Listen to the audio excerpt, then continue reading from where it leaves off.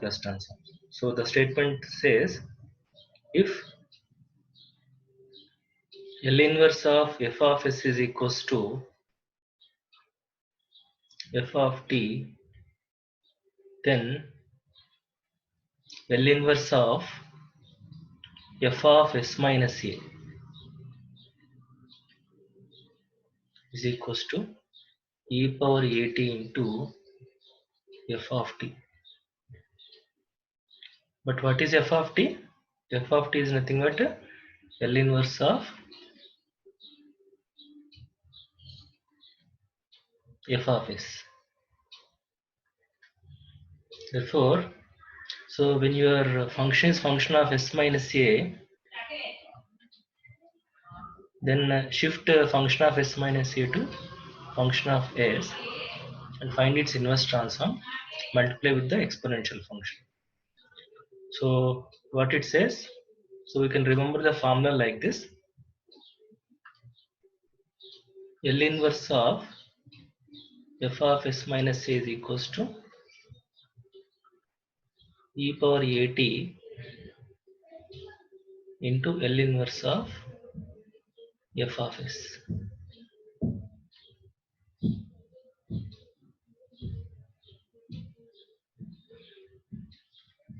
And what is the corollary of it?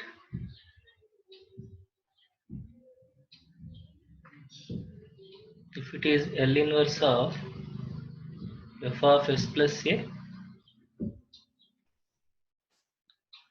so a is replaced with minus a, so it has to be e power minus at into L inverse of f of s. For example,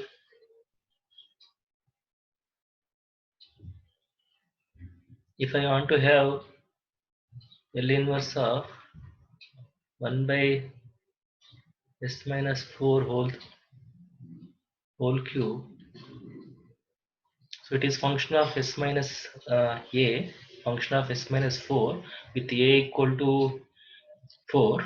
Therefore, according to first shifting property, it has to be e power 4t into L inverse of 1 by s cube. And we know the L inverse of 1 by s cube,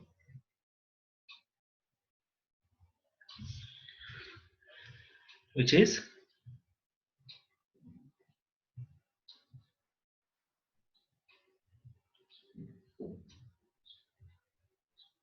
t square by 2 factorial. Am I right? Because Laplace transform of t power n is n factorial by s power n plus 1. So L inverse of 1 by s power n would be obviously t power n by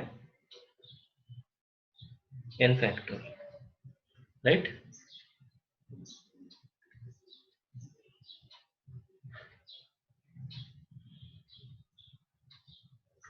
Now similarly, if we take another example,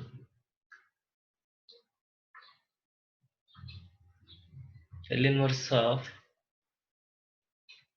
1 by s plus 1 whole square. Now it is in this form, function of s plus a. So with a equal to 1, so if you apply the second result in first shifting property, it is going to be e power minus t L inverse of 1 by s square. And you know L inverse of 1 by s square is t. So this is e power minus t into t.